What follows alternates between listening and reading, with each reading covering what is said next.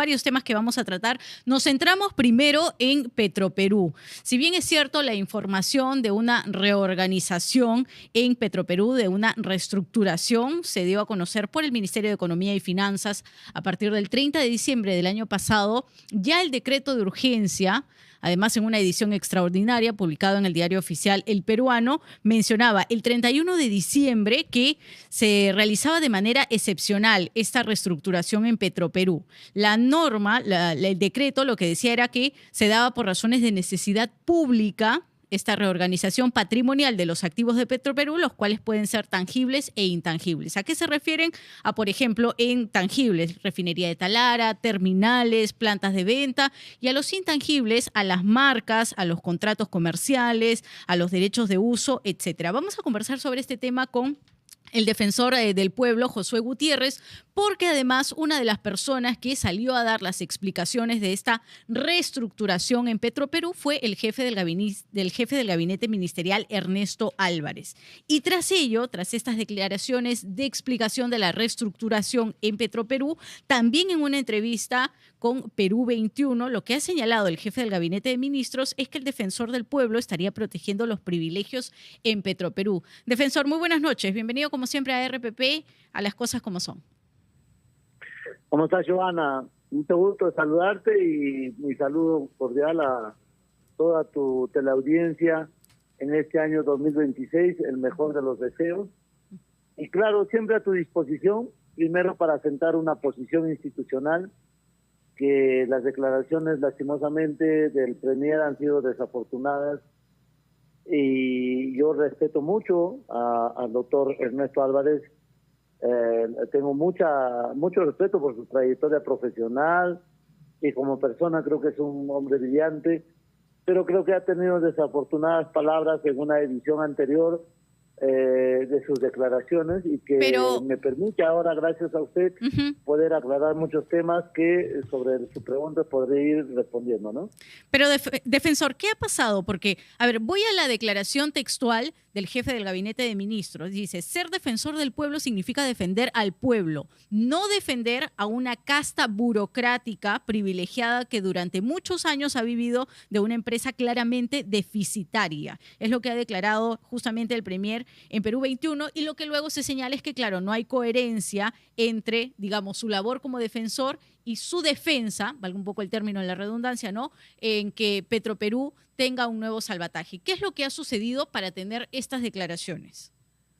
Ya, pero los salvatajes, ¿a qué responden? O sea, responden justamente a la implosión interna de los gobiernos de turno que han nombrado a personas poco calificadas para hacer huecos financieros, lo que ha colapsado en la institución. Y claro, hoy día es fácil decir que hay inviabilidad financiera respecto a Petroperú, generando un clima de zozobra e incrementando prácticamente todo lo que significa el apalancamiento financiero. Claro, pero las declaraciones, está claro, ¿no? Las declaraciones o las respuestas del Premier directamente a este diario van mucho más allá, porque incluso señala que se estaría intentando frenar la reforma de la petrolera estatal con un enfoque o un frente político. Es decir, que usted tendría, digamos, una especie de alianza con el Congreso de la República y lo señala directamente como responsable.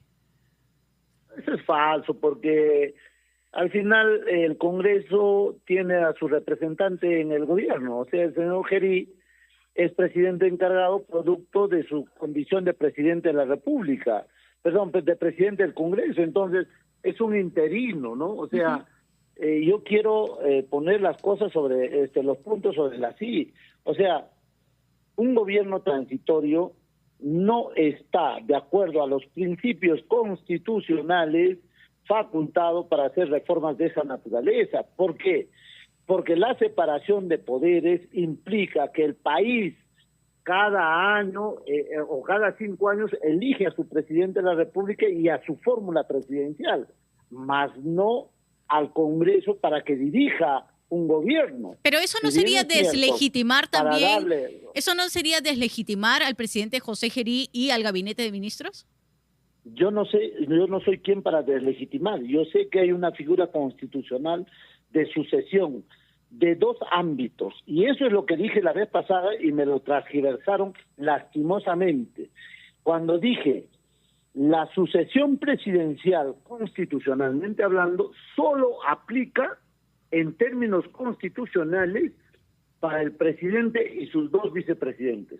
Cuando un presidente del Congreso asume la encargatura, no tiene las mismas prerrogativas porque no ha sido elegido para estar en la fórmula presidencial, o peor aún, para dirigir el gobierno.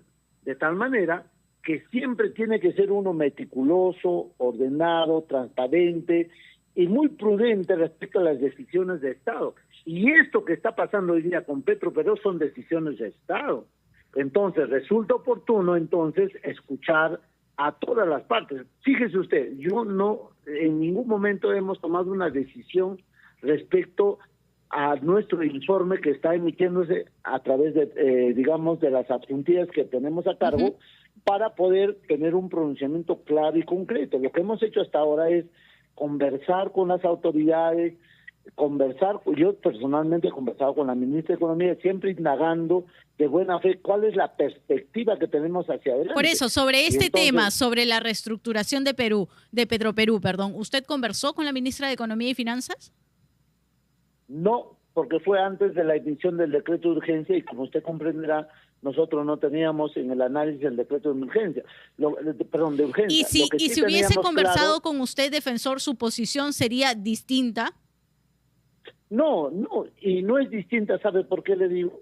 Porque nosotros recién estamos en la etapa del estudio, por eso me parece que fue una ligereza de nuestro premier al emitir una declaración totalmente desafortunada, porque en principio yo no estoy involucrado en el mundo político por las razones del cargo, entonces yo no podría estar pidiendo a bancadas o sean disculpen en términos de derecha, de izquierda o de centro, lo que sea, qué es lo que tienen que hacer. Ellos tienen plena autonomía para pronunciarse respecto a estos asuntos que tiene naturalmente el carácter e interés nacional. O sea, pues estamos hablando de un activo crítico, estamos hablando de la empresa líder que maneja 7,000 millones al año. O sea, no está hablando usted de una pequeña empresa. Entonces, el jefe del gabinete ministerial, el jefe del gabinete ministerial defensor, otra de las cosas que, digamos, ha querido resaltar, y estas además han sido declaraciones en exclusiva aquí en RPP, en una entrevista, él ha dicho que esto no significa, por ejemplo, una privatización, ¿no? Para dejar un poco los puntos claros y tener el panorama completo. ¿Para usted esto sí se estaría encaminando a una privatización? Bueno, yo no lo podría decir si sí o si no. Lo único que sé es que estamos trabajando un informe y en ella estará el contenido integral de todos los puntos que se han señalado en la declaración del señor Premier, como también de todo el gabinete. ¿La Defensoría está trabajando un informe? Claro que sí. Proinversión también tiene que trabajar un informe, y en Proinversión se ha dejado justamente en ellos las manos con los encargados de la reestructuración. Joana, primero lo que hay que analizar, si esa norma, el decreto de urgencia, es constitucional o no. Eso tenemos que analizar en la Defensoría. Segundo, si esa norma es viable o no es viable, ese es otro punto. Y tercero, si es ejecutable o no. Porque no se olvide usted que el Congreso de la República ha puesto candados justamente para que esta empresa estratégica del país, que trasciende más allá de su soberanía, pueda ser cautelada por todos los estamentos del Estado. Entonces, uno tiene que ser, o sea, no puede ser muy ligero en decir sí o no, sino uno tiene que estudiar, analizar, y sobre esa base tiene que tomar una posición. Pero esa posición todavía la Defensoría no lo ha asumido, esa posición todavía no lo hemos, digamos, puesto en conocimiento público. Por eso es que me sorprendió esa declaración del señor Premier, repito, porque tengo la mejor estima y siempre se lo he dicho y mantenemos, creo que una muy buena relación. Por eso me resultó muy difícil entender hoy día leyendo, digamos, la noticia, del por qué se había expresado de ese modo, sobre todo porque no hemos tenido reunión con ninguna bancada, sobre todo porque no tenemos ninguna relación, digamos, de enfoque político sobre este tema de Petroperú, pero sí tenemos un enfoque institucional de defensa de derechos, de la trascendencia para, por ejemplo, yo le pongo un ejemplo, hoy día que hay la libertad de la oferta y la demanda, hoy día, que la oferta y la demanda, ¿cuánto difieren los precios de Petroperú con los precios de los demás competidores? En 3 soles, 5 soles y hasta 8 soles. ¿Y eso dónde influye? En el consumidor final. Si no existiera Petroperú, ¿cuál va a ser la incidencia de esos precios? Okay, eso es número entonces, 1. Segundo. Sí. Termine. En algún momento desarrollaré todo, ¿no? Segundo, la capacidad estratégica de soberanía. Ellos, o sea, Petroperú, no solamente distribuye o vende, sino principalmente refina, porque hace mucho tiempo le quitaron la capacidad de poder explorar y donde están, como dice, la carnecita, ¿no? O sea, de explorar y poder, digamos, empezar la producción del ciclo cero, porque ahora lo maneja Perú Petro, pero Perú Petro es como con una instancia de parte que simplemente adjudica, ve, si se quiere, de manera tangencial esos temas, pero no con una dedicación exclusiva respecto a lo que significa el poderío económico que implica una política extractiva en materia de hidrocarburos. Ok, y mi pregunta iba ligada a ¿cuándo va a entregar la Defensoría este informe? Debe ser en el más breve plazo, porque, ojo, esto se empezó a trabajar antes del decreto de urgencia, o sea, la semana pasada, porque había una preocupación latente. Mire usted, la implicancia directa que tiene en el consumidor final, la implicancia directa que tiene para su soberanía nacional, el carácter subsidiario. O sea, a mí, honestamente, como Defensoría, nosotros no estamos... Mira, si tuviera que hacer un análisis crítico, a mí me preocupa que en un momento electoral nadie toca esos temas en el momento electoral. Y qué bueno quizá, es mejor quizá que no lo toquen. ¿Sabes por qué? Porque la Defensoría sí se tiene que pronunciar rigurosamente con un carácter técnico. Okay. Pero ¿cuándo aproximadamente estaría este informe? Joana, perdóname antes de darle la fecha. Nosotros, o sea, contrario a lo que ha dicho el Premier, nosotros no tenemos ninguna vinculación con los sindicatos, pero sí creemos que ellos tienen su propia agenda, su propio desarrollo de sus negociaciones colectivas. En fin, eso no lo metemos porque eso es un asunto separado. Nosotros nos introducimos en esta discusión por los temas de implicancia en el consumidor final y en la soberanía nacional. Y sí dos puntos, si me permite, para continuar en esta entrevista. Sí, lo que yo quería reiterarle era si nos podría decir la fecha aproximada de la entrega de este informe, y lo otro es si se estaría tomando en cuenta también el número de la posible reducción de personal en Petroperú, que es algo que también se ha cuestionado, ¿no? La cantidad de personas que se quedarían sin trabajo. Y lo otro es si esto tiene algún tipo de relación al salvataje de 240 millones de soles que se le había entregado. A ver, Joana, ¿cómo lo observa? No, mira, yo lo único que quiero transmitir al pueblo peruano es lo siguiente: cómo desde dentro han implosionado para dejar de refinar. O sea, el refinamiento es el más alto ratio económico que deja la actividad de Petroperú. Pero el infortunio de la vida ha hecho que van los funcionarios simplemente dejen de refinar. No por razones, digamos, de climatológicos, de acceso al combustible o lo que sea, o a los crudos, no, sino por una decisión totalmente, podría decirlo ya anticipadamente, torpe, de dejar de financiar y haciendo un hueco financiero que lo ha llevado justamente a esta iliquidez. Entonces, nosotros estamos desarrollando un informe que en 10 días debe estar claro, pero claro que hemos ido estos días trabajando profundamente, y sí lo puedo decir con todas las fuerzas, digamos, institucionales, que lastimosamente han introducido gente al interior de Petroperú para minarlo desde adentro y colapsarlo. Eso es por lo menos la primera hipótesis que tenemos. No podemos precisar todavía ni la fecha ni el nombre, pero con nuestro informe sí daremos todos los datos de cómo han querido implosionar por dentro Petroperú para llegar a este escenario. Y claro, yo muchas veces entiendo la preocupación que tiene seguramente el presidente Gerí, que seguramente tiene el premier y la ministra de Economía, de cómo vamos a desarrollar, digamos, la entrega de 240 millones del erario nacional para sostener una empresa. Pero por eso, usted, digamos, no encuentra una relación, no encuentra una relación entre, Joana, permítame solo esta idea, porque el Ministerio de Economía y Finanzas lo que ha dicho es que quiere recuperar la caja fiscal, empezar a recuperar, sí, hacer crecer justamente la caja fiscal, y por otro lado, entrega 240 millones de soles a Petroperú. Por eso se lo pregunto. Pero ¿cómo lo va a recuperar? O sea, ¿cómo si observa usted estas dos cosas? No, pero, o sea, si lo va a recuperar vendiendo los activos, no tiene sentido.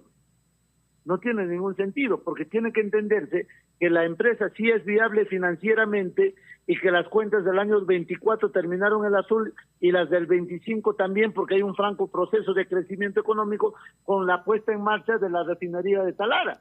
O sea, para usted es un despropósito. Esta reestructuración, o sea, mira, si terminaría siendo un tema político. La pregunta es simple. No, la pregunta es simple. Si la empresa está creciendo económicamente para cubrir todas sus deudas y el que está a cargo de eso simplemente lo descoloca y dice que la empresa no es viable, una pregunta simple. ¿No está creando pánico financiero? ¿No está perjudicando? ¿Usted lo podría hacer con su empresa que tiene toda la viabilidad económica para hacerla?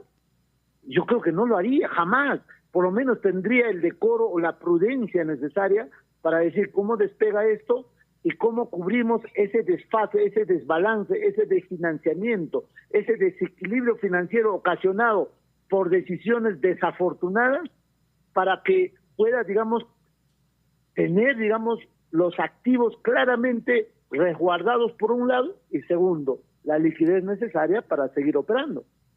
Ahora, yo, si me permite, porque continúa avanzando el tiempo y no quiero que nos gane con relación a varias ideas. Una de ellas era si finalmente para usted esta reestructuración termina siendo un tema político o si en todo caso ve una mejor opción a algún tipo de administrador como la empresa privada. Yo quisiera pensar que sea técnico, pero desde el momento que pasa por Proinversión, déjame decirle, yo tengo serias dudas. ¿Por qué?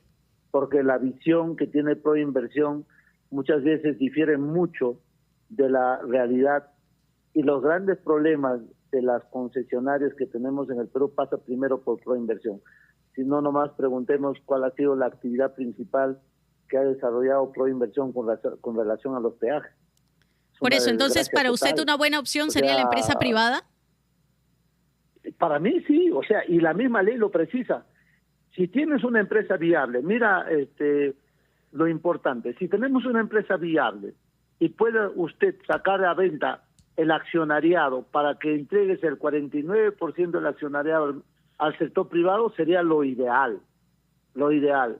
Es más, si sería 51% también, lo que no puede hacer el Estado es dejarlo todo, venderlo a precio de huevo roto, una empresa estratégica que hoy día factura cerca de 7,000 millones de soles y cuya incidencia y trascendencia, sobre todo en los pueblos amazónicos, es trascendental, porque ellos se comen el 18% del IGB, que el Estado no le repone. ¿Qué le generaría esto al siguiente gobierno? Son 4,000 millones de soles, a casi 5,000, que está acumulado en estos momentos, que el Estado debe devolverle a Petroperú, pero no le devuelve porque no hay un marco jurídico, simplemente. Pero en principio, en la primacía de la realidad, un privado sí recupera los 4,000 millones, pero como es del Estado, no lo recupera. ¿No cree usted que ese solo hecho ya implica una decisión política para poderlo colapsar a Petroperú? Es solamente una pregunta que lo dejo. Y yo le hacía la pregunta de que, en todo caso, ¿qué le dejaría esto también, estas decisiones, al siguiente gobierno? ¿Cómo lo observa usted?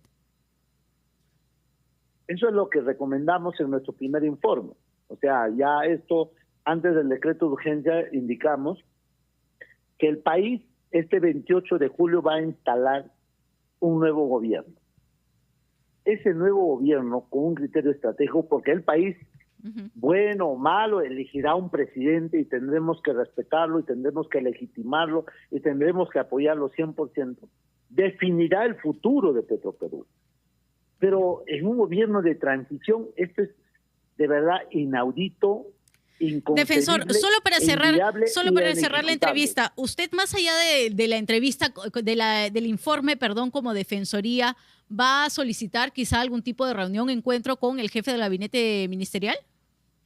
Sí, claro, ya le pedí una audiencia y él me dijo que ahora a partir del 5 o 6, 7 de enero nos vamos a juntar para poder ver su punto de vista y cómo lo van a aplicar ese decreto de urgencia. Yo lo veo inejecutable bajo todo punto de vista, pero hay que respetar, ¿no? Y si ellos son autores del decreto de urgencia, seguramente tendrán sustentado cada punto, cada pregunta, desde el enfoque estrictamente técnico y no desde el enfoque político, porque para el electorado creo que no estamos gobernando. Lo que estamos haciendo es que haya una posición institucional clara, viable y objetiva, ¿no? Josué Gutiérrez, Defensor del Pueblo, muchas gracias por estar con nosotros en RPP. Bienvenido siempre. A ti, Joana. Siempre. Un abrazo y feliz año. inicio de 2026. Nos vamos a ir a una pausa y volvemos con nuestro siguiente invitado, Clover Aliaga, ex ministro del Interior, para hablar justamente de los temas de delincuencia que se han vivido, por ejemplo, en Patás, en la Sierra de la Libertad, que ha terminado con 3 personas fallecidas, pero también lo que ha pasado en un concierto de una orquesta aquí en Lima, en Caraballo.